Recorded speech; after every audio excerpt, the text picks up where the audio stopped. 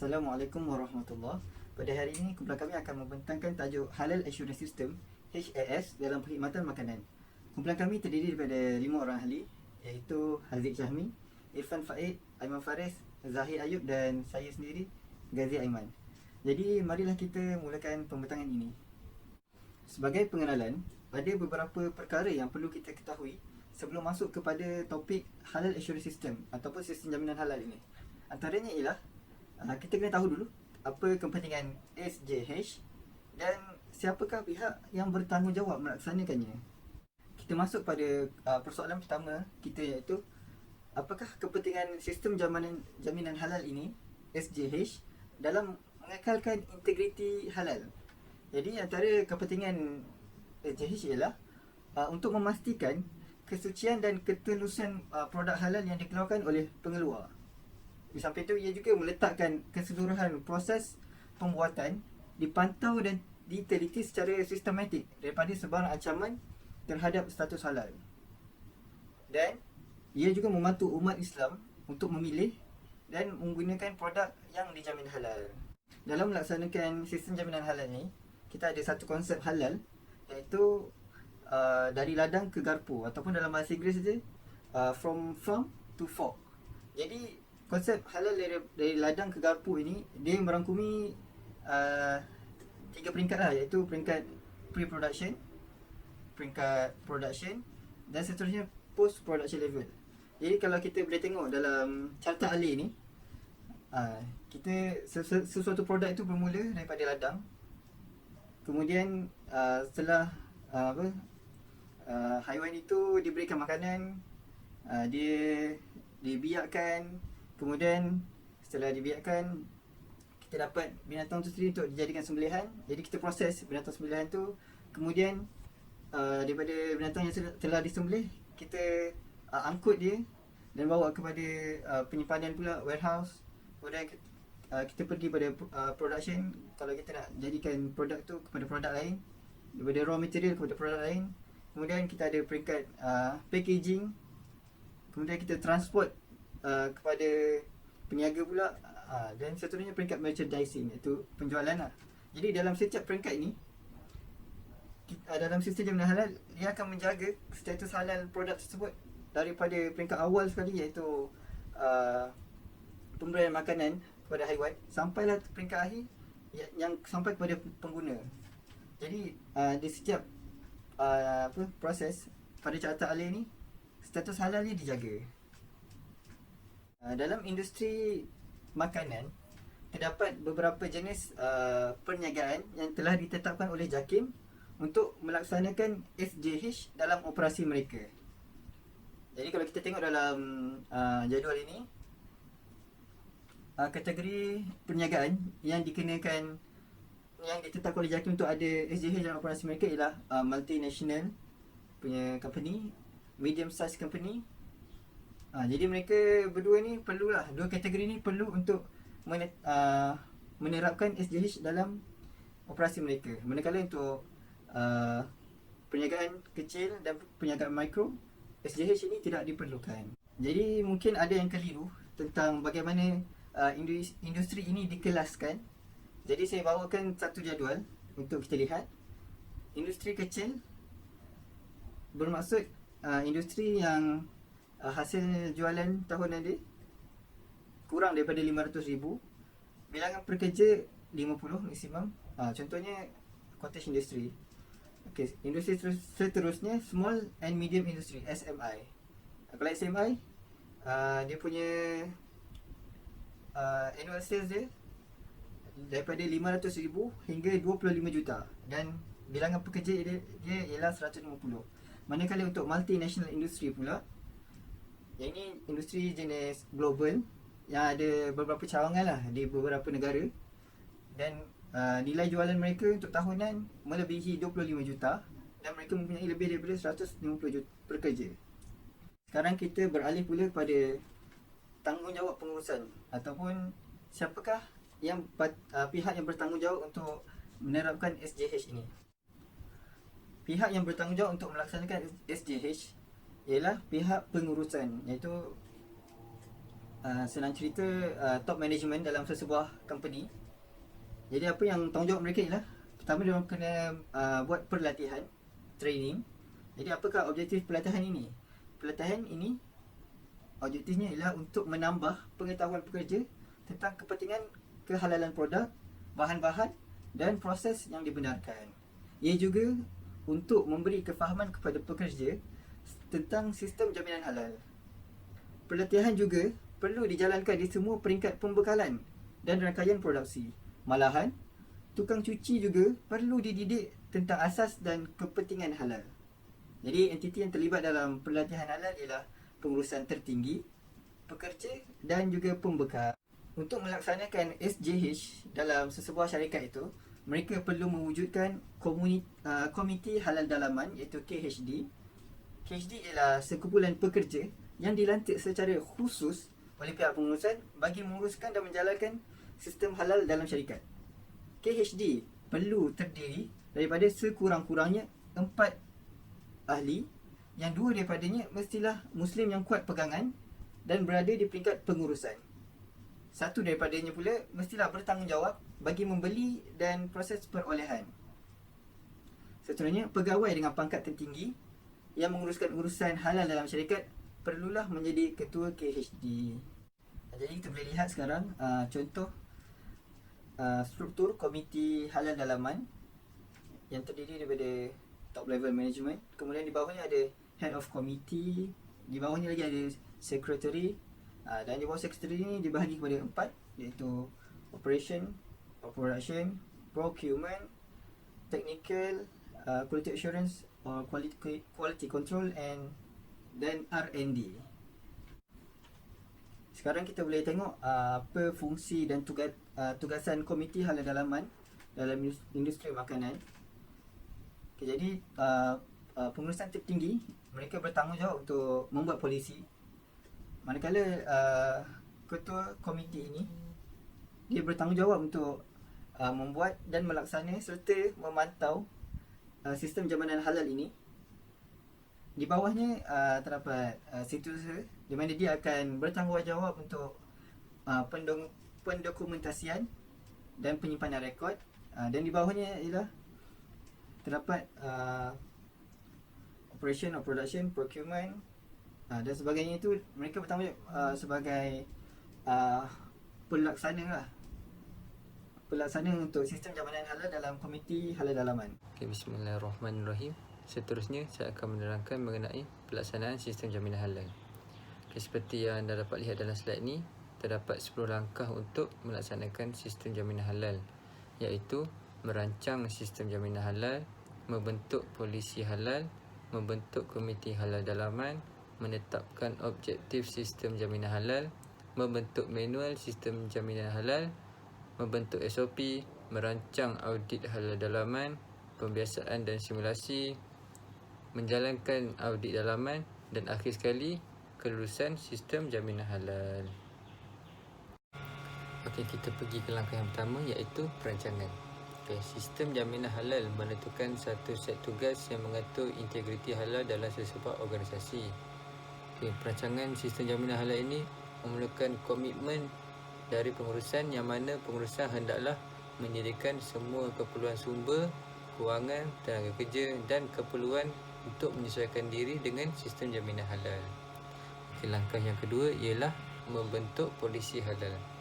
Okay, polisi halal ini akan menentukan keseluruhan pelaksanaan sistem jaminan halal serta strategi untuk membuat, mengoperasikan dan mengekalkan sistem jaminan halal yang sistematik. Okay, polisi-polisi tersebut hendaklah sekurangnya mempunyai unsur ini, iaitu ringkasan latar belakang syarikat, pernyataan umum, tahap kesediaan syarikat dalam melaksanakan halal, misi dan visi syarikat dalam melaksanakan dan menerapkan struktur korporat halal, perjanjian syarikat terhadap pelanggan mengenai halal, dan yang terakhir, alat, kaedah dan tugas yang digunakan syarikat untuk melaksanakan sistem halal. Okay, langkah yang ketiga ialah komiti halal dalaman.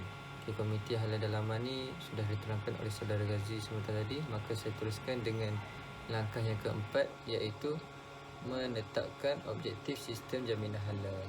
objektif sistem jaminan halal adalah seperti berikut, iaitu untuk memastikan integriti pemprosesan halal secara berterusan dan dipantau secara konsisten mengenai kepatuhan terhadap syariah, untuk memastikan kepatuhan terhadap semua panduan yang dikeluarkan oleh pensijilan halal dari pihak berkuasa seperti pensijilan halal dari Halal Assurance Management System of Malaysia yang dikeluarkan oleh JAKIM, dan yang terakhir untuk memastikan pematuhan terhadap standard makanan halal Malaysia iaitu MS1500. Okey, langkah yang kelima ialah membentuk manual halal. Manual halal ini bergantung kepada objektif yang telah ditulis, dan Komiti Halal Dalaman bertanggungjawab untuk menyediakan prosedur manual halal ini. Prosedur manual halal ni hendaklah memenuhi semua tugas, ajaran proses dan kerja dalaman barisan pengeluaran. Setelah manual dirumuskan, ia perlu diterjemah atau diubah menjadi prosedur operasi standard kerja iaitu SOP. SOP ialah satu set arahan standard untuk menyelesaikan proses rutin tertentu. SOP juga disediakan sebagai prosedur standard dalam pelaksanaan sistem jaminan halal. Contoh aktiviti utama SOP untuk pengeluaran halal adalah SOP untuk pembelian bahan, SOP untuk penggunaan bahan baru dan SOP untuk pertukaran pembekal baru. Aliran proses mesti mengikut prosedur manual halal dan SOP. Langkah yang ketujuh ialah perancangan pengauditan dalaman. Perbincangan yang lebih lanjut mengenai pengauditan halal dalaman ini akan dibentang oleh pembentang seterusnya. Maka saya teruskan dengan langkah yang ke-8 iaitu pembiasaan dan simulasi. Sebelum pengauditan sebenar, pekerja perlu dibiasakan dengan sistem jaminan halal. Sesi latihan dan induksi mesti dijalankan untuk mendidik dan membiasakan diri pekerja dengan sistem jaminan halal ini. Pembiasaan ini juga tidak terbatas kepada pekerja sahaja, tetapi juga mesti diperluaskan kepada pihak ketiga seperti pembekal, pengangkut dan lain-lain. Pembiasaan ini juga boleh dibuat dalam bentuk lain seperti poster, risalah, kuliah umum dan buletin dalaman. Langkah yang ke-9 pula ialah menjalankan pengauditan dalaman. Bahagian ini juga akan dibentangkan oleh pembentang seterusnya. Maka saya teruskan ke langkah yang terakhir iaitu kelulusan sistem jaminan halal. Setelah semua kriteria dalam aliran proses dipenuhi dengan kesalahan yang minimum, maka manual sistem jaminan halal ini telah dipersetujui dan akan digunakan dalam organisasi tersebut. Saya serahkan pembentangan ini kepada pembentang seterusnya iaitu Saudara Zahir. Assalamualaikum. Saya teruskan dengan bahagian saya iaitu requirement in-house. Requirement in-house kita ada 6 key principle dia, iaitu determine HCP, development and verification of project, implementation and control measure, development of corrective measure, documentation and management record, dan last kali adalah process verification. Determine HCP adalah halal critical point. Halal critical point ditentukan untuk memastikan integriti, di mana adalah critical point dalam satu workflow production yang boleh membawa risiko menukarkan bahan mentah itu daripada halal menjadi haram. HCP boleh ditentukan secara method, iaitu menggunakan method decision based on yes or no answer yang dibuat oleh Assessment Institute for Foods, Drug and Cosmetic Indonesian Council of Ulama. Dan menentukan HCP adalah step yang paling penting dalam requirement in-house, dalam implementing HAS. Sebagai contoh, apa-apa hasil yang datang daripada animal itu, contohnya susu dan telur, adakah bahan-bahan ini mengalami pemprosesan yang seterusnya? Jika tidak, ia bukan HCP kerana bahan-bahan itu sudah aslinya halal. Jika dia melalui proses pemprosesan, itu adalah satu HCP kerana dalam pemprosesan itu ada risiko bahan itu bertukar daripada halal kepada haram. Dan seterusnya, adakah daging yang didapati daripada haiwan itu disembelih dengan betul? Adakah daging itu melalui pemprosesan yang seterusnya? dua checkpoint ini adalah satu halal critical point, sebab dalam checkpoint ini daging itu boleh bercampur dengan apa-apa bahan-bahan yang lain dan berubah daripada halal kepada haram. Yang kedua adalah development of flowchart. Daripada datangnya bahan mentah hingga keluarnya satu-satu produk, kita perlu melakukan satu flowchart, satu proses setiap pemprosesan yang berlaku dalam proses itu. Dan dalam flowchart ini kita akan tentukan HCP. Kita akan clearly define di mana dalam checkpoint flowchart ini adalah HCP yang kita dah tentukan tadi. Ini adalah contoh bagi flowchart, dan bahagian merah adalah HCP yang telah ditentukan. Contohnya di bahagian storage, kita jika bahan mentah itu dicampur dengan bahan mentah yang bukan halal, yang tidak halal, bahan mentah yang halal itu boleh bertukar menjadi haram. Okey, seterusnya adalah implementation of control measure. Control measure adalah sesuatu yang perlu dilakukan untuk mengelakkan daripada berlaku apa-apa accident. Control measure perlu dibuat di setiap HCP, kerana setiap HCP mempunyai proses yang berbeza dan control measure yang berbeza. Seterusnya adalah development of corrective measure. Jika berlaku accident yang boleh menyebabkan sesuatu bahan yang halal itu berubah menjadi haram, adakah kita boleh mengawal keadaan itu? Corrective measure ini dibuat untuk menghalang, untuk corrective the accident. Sama ada bahan mentah itu perlu dibuang terus ataupun bahan mentah itu boleh diselamatkan daripada menjadi haram. Corrective measure adalah perkara-perkara yang kita buat selepas accident itu berlaku, dan control measure yang kita bincangkan tadi adalah apa-apa perkara ataupun measurement yang perlu kita lakukan sebelum ataupun untuk mencegah sesuatu accident itu berlaku. Ini adalah contoh untuk corrective measure. Seterusnya adalah documentation and management of record. Dalam management of record, semua record tentang proses implementation of HAS perlu direkodkan seminimum untuk 1 tahun. Dokumen-dokumen yang perlu direkod ada satu list yang senarai dokumen-dokumen yang perlu direkodkan, yang perlu disimpan, dan dokumen-dokumen ini adalah penting untuk kita rujuk balik jika ada berlaku apa-apa accident ataupun jika kita mahu refer balik tentang implementation of HAS yang kita dah lakukan. Seterusnya adalah process verification. Process verification ada dua, iaitu pertama, verification of HAS activities to ensure all activities are done correctly, dan yang kedua adalah verification of HAS system to ensure the system is complete and effective to meet the objective of HAS. Kategori yang pertama adalah kita nak tentukan, verify sama ada semua corrective measure ataupun dan control measure yang kita dah fikirkan tadi, yang kita dah implement, dilakukan ataupun diamalkan dalam proses flowchart itu. Yang kedua adalah kita nak tentukan sama ada HAS atau yang kita dah implement ni memenuhi objektif ataupun tidak, iaitu mengawal sesuatu bahan itu, mengawal risiko sesuatu bahan itu daripada tercemar ataupun tercampur dengan bahan-bahan yang bukan halal.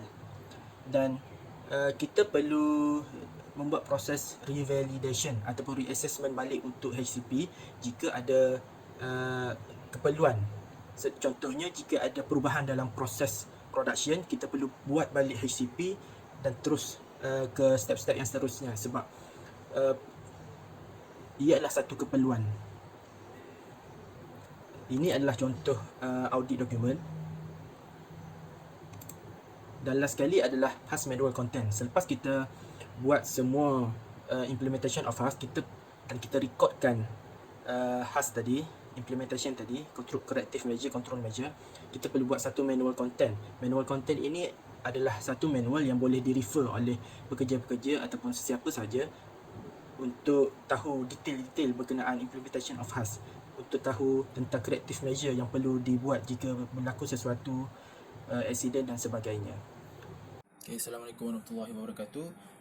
Saya akan membentangkan tajuk internal halal auditing. Internal halal auditing ni maksud ringkas dia macam mengurus audit bahagian halal, tapi dia dalam bahagian dalaman company. Kiranya majikan sendiri yang buat, bukannya daripada JAKIM ke datang serbu tengok halal ke tak. Ini memang majikan company tu sendiri yang akan buat.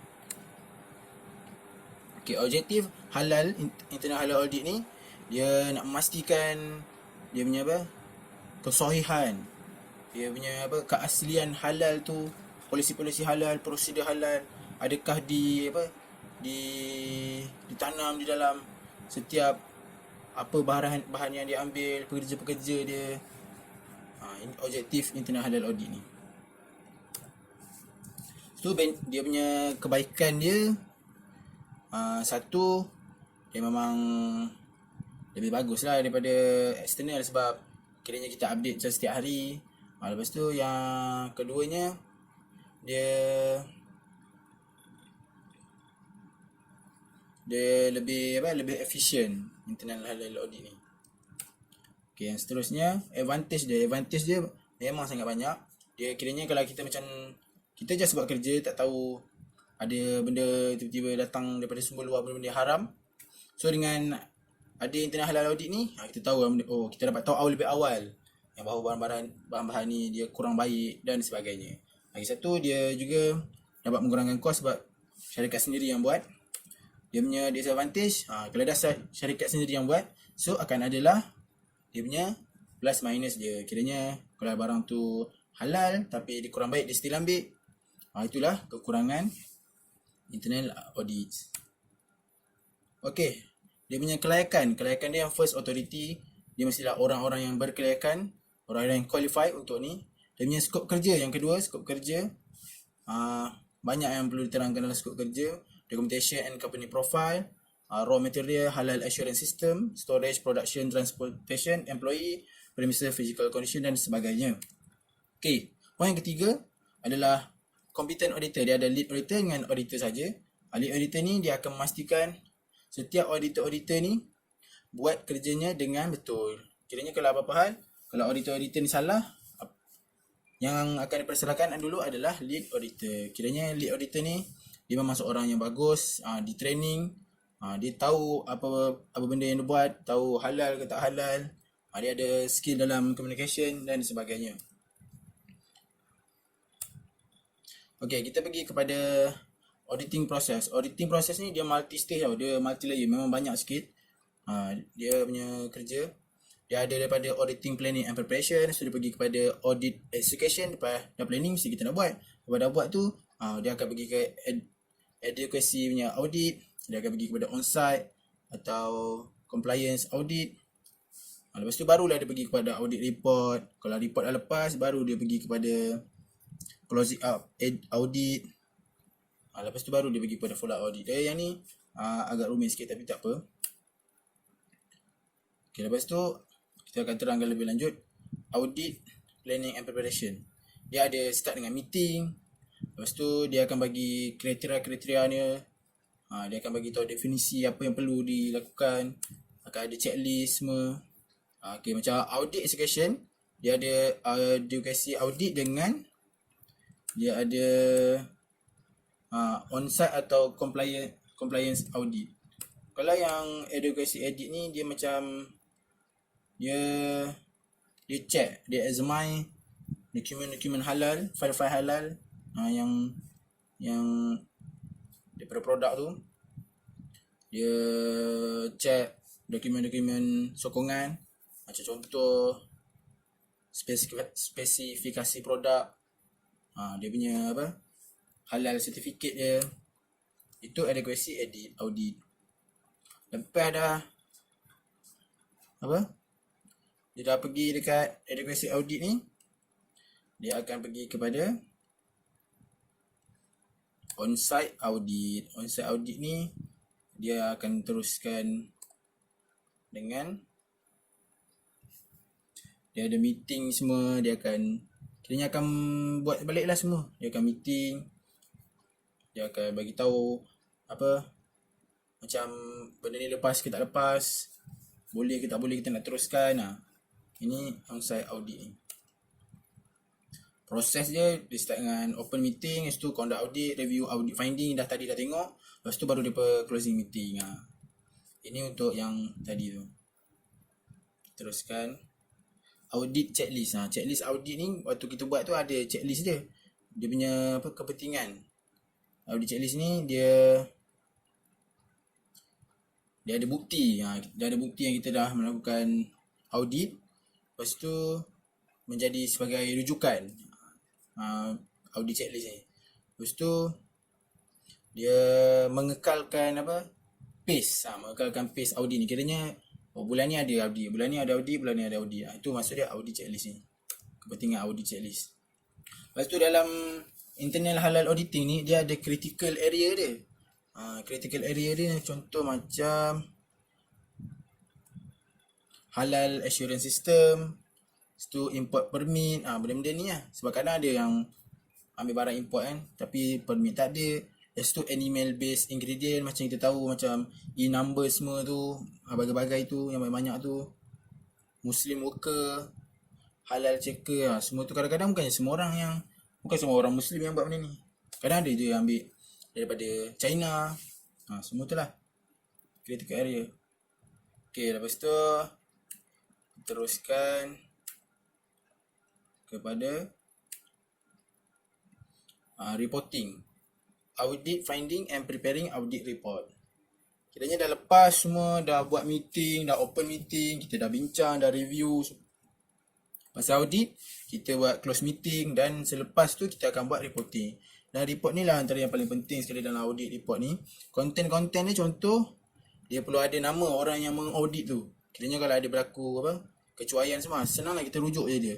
Lepas tu dia ada objektif audit pada bulan tu. Contohnya kita ada rujukan dokumen. Kita ambil contoh kan, kita ada open meeting, kita akan buka dokumen kan. Kita akan tengok dokumen adequacy auditing tu. Kita akan buka dokumen, kita tengok dokumen sokongan semua dan sebagainya. Kita akan tengok. Dan open meeting and close meeting record. Itu kita perlu ada lah dalam audit report kita. Kalau macam buat report lah, perlu ada semua benda tu kan. Lepas tu yang kedua, non-conformances record. Kiranya non-conformances record ni dia macam benda tu tak lepas satu piawai tu. Dia ada standard dia tapi dia tak lepas. Kiranya dia buat meeting tapi tak ada prosedur semua. Tu barang-barang tu sendiri, daripada segi barang sendiri.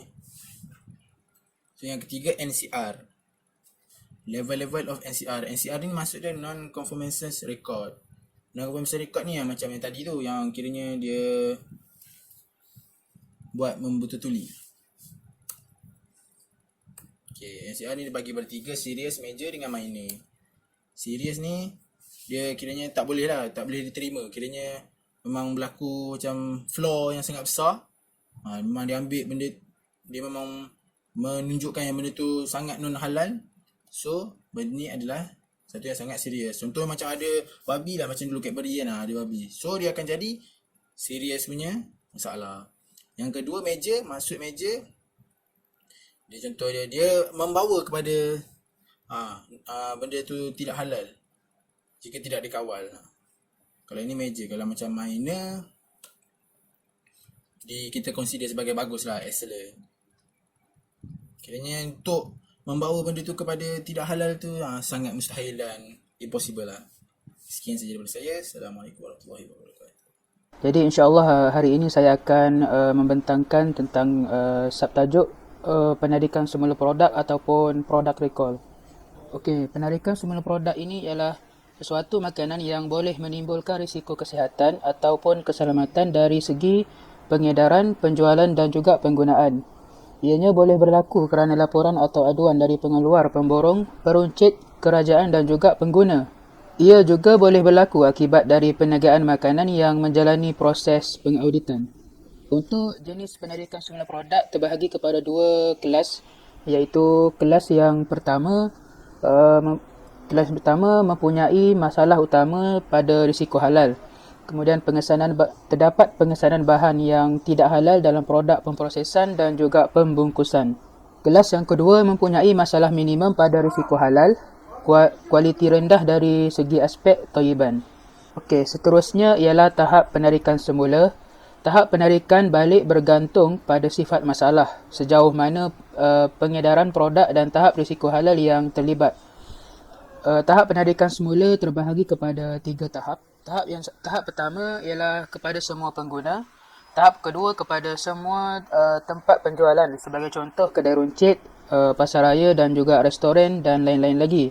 Tahap yang ketiga kepada semua sub pengedar ataupun pemborong. Penyebaran notis penarikan semula produk juga terbahagi kepada 3 tahap, iaitu tahap yang pertama ialah kepada semua pengguna. Berlaku apabila suatu keperluan untuk menghentikan semua penggunaan sesuatu produk dan mendapatkan semula stok yang telah sampai ke pengguna. Orang ramai akan dimaklumkan melalui siaran media, sebagai contoh siaran televisyen, radio dan juga akhbar. Tahap kedua kepada semua tempat jualan, di mana semua pemborong akan dikenal pasti dan diminta untuk menghubungi pihak berwajib melalui telefon untuk mendapatkan senarai semua tempat penjualan. Notis juga akan dihantar melalui pos ataupun fax ke semua tempat penjualan. Wakil dari syarikat akan dihantar ke tempat penjualan ini untuk mendapatkan semula stok. Tahap yang terakhir iaitu tahap 3 kepada semua pemborong dan juga stokis. Pemborong dan stokis akan dihubungi oleh wakil syarikat supaya pengaturan dapat dibuat untuk dapatkan semua stok yang berkenaan dari pemborong dan juga stokis. Okey, seterusnya untuk proses penarikan semula produk. Pengambilan produk memerlukan satu perancangan dan juga pelaksanaan yang teliti. Objektif utamanya adalah untuk memastikan keselamatan dan kesejahteraan pengguna. Seterusnya, penarikan semula produk adalah salah satu alternatif yang boleh digunakan untuk menjaga keyakinan pengguna terhadap sesuatu produk. Okey, untuk seterusnya langkah-langkah penarikan semula produk berlaku. Langkah-langkah ini terbahagi kepada 3 bahagian, iaitu dalaman, dan yang kedua pengedar, dan yang terakhir sekali kepada pengguna. Untuk dalaman, dia akan terbahagi kepada 3 bahagian, iaitu serius, major dan juga minor. Manakala untuk bahagian pengedar mempunyai bahagian kepada semua tempat-tempat jualan dan juga kepada semua pemborong dan juga stokis. Dan bahagian terakhir ialah kepada tahap pengguna. Baik, seterusnya saya akan membentangkan subtopik kebolehkesanan ataupun traceability. Mekanisme pengesanan semula ini dilakukan untuk mengesan produk sehingga tindakan dapat diambil untuk mengenal pasti semua produk yang disyaki. Kebolehkesanan juga adalah keupayaan untuk mengesan makanan pada semua peringkat pengeluaran, pemprosesan dan juga pengedaran, termasuk pengimportan dan juga runcit. Kebolehkesanan membolehkan tindakan pembetulan seperti penarikan semula produk dapat dilaksanakan dengan cepat dan berkesan apabila terdapat sesuatu perkara yang meragukan dalam penghasilan makanan. Seterusnya, apabila masalah keselamatan makanan dikenal pasti, sama ada oleh perniagaan makanan ataupun agensi kerajaan, sistem pengesanan yang berkesan dapat membantu mengasingkan dan juga mencegah produk yang tercemar ataupun rosak daripada sampai kepada pengguna. Kebolehkesanan dalam sistem jaminan halal ataupun SJH. Sistem SJH yang baik haruslah merangkumi sistem pengesanan yang boleh dipercayai. Setiap produk dijual mesti dan dapat dikesan kembali ke tempat asal dari segi bahan mentah dan juga dapat dikesan di saluran pengedaran. Satu sistem digunakan untuk mengesan pengenalan, pautan, catatan maklumat, pengumpulan dan juga penyimpanan maklumat, dan pengesahan turut dilakukan.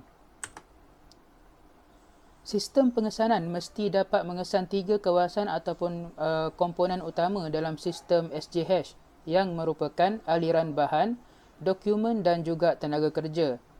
Untuk setiap bahan yang digunakan, bahan mentah mesti dapat dikesan dan produk siap juga dapat dikesan hingga ke tahap tertentu melalui pengumpulan. Selain itu, pihak yang bertanggungjawab untuk perkara tersebut tindakan juga mestilah dapat dikesan. Seterusnya yang kedua iaitu bahagian dokumen. Dokumen mesti disimpan dalam sistem arkib untuk memastikan integriti SJH. Apabila dokumen diperlukan untuk tujuan audit, dokumen tersebut sudah tersedia. Setiap aliran proses bahan mesti didokumentasikan dalam memudahkan sistem pengesanan. Pemilik serta pekerja yang diberikan tugas mesti dapat dikenal pasti. Setiap pekerja perlu diberi tugas tertentu ataupun tanggungjawab supaya sebarang kesalahan dalam pemprosesan dapat ditentukan. Ini juga penting untuk memastikan bahawa tidak ada kaki tangan yang tidak diingini semasa proses pengeluaran berlaku. Okey, seterusnya langkah dalam sistem jaminan halal terbahagi kepada 3 bahagian, iaitu praproduksi, produksi dan juga postproduksi. Untuk bahagian yang pertama, praproduksi melibatkan pengangkutan ataupun sistem logistik dan juga pendokumentasian. Manakala untuk bahagian yang kedua, bahagian produksi melibatkan bahagian penghasilan dan juga pembungkusan. Seterusnya, bahagian terakhir iaitu postproduksi melibatkan sekali lagi sistem logistik iaitu pengangkutan, pemborong, penjual dan juga pengguna. Seterusnya, setiap proses perlu dipantau dan direkodkan. Bahan yang diterima di premis mesti dapat dikesan kembali ke asalnya. Alat pengesanan seperti kod bar, pesanan penghantaran dan juga invoice mesti diperiksa semula dengan spesifikasi khas yang telah ditetapkan oleh syarikat. Sekiranya pembekal menggunakan pihak ketiga perkhidmatan logistik, pesanan penghantaran juga harus menyertakan maklumat kenderaan sebagai cap waktu dan juga tarikh. Seterusnya, sebilangan besar syarikat logistik mempunyai sistem penjajakan bersepadu yang mengesan keberadaan penghantaran serta masa mereka mula menghantar bahan tersebut. Pada peringkat pengeluaran pula, hak penjagaan untuk bahan risiko halal tertentu mestilah dibentuk. Ini untuk memastikan hanya bahan mentah yang diperakui halal sahaja dapat dikeluarkan. Dalam arahan kerja dan prosedur operasi standard ataupun SOP, setiap bahagian proses pengeluaran perlulah mempunyai orang yang bertanggungjawab ataupun PIC. Ini membolehkan PIC untuk meneliti item pada setiap langkah kitaran pengeluaran. Pembungkusan untuk produk mesti juga membuat pematuhan kebolehkesanan dengan meletakkan kod bar, pengeluar nombor pengenalan, nombor lot dan juga tarikh luput. Seterusnya, semasa pengeluaran, setiap langkah transaksi mesti direkodkan dari waktu produk meninggalkan pintu kilang ataupun kawasan pengeluaran.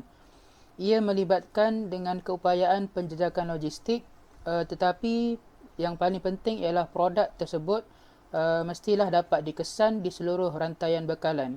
Jika dalam senario terburuk, produk tersebut perlulah dipanggil semula. Seterusnya, dokumentasi pengurusan kebolehkesanan. Di sini terdapat contoh dokumentasi dalam pengurusan kebolehkesanan sesuatu produk. Seterusnya ialah penandaan pada item makanan. Penandaan pada item makanan ini juga penting bagi sesebuah pengeluar bahan makanan tersebut untuk meletakkan sebarang maklumat penting pada sesuatu bahan tersebut. Dan terakhir sekali ialah kad bin.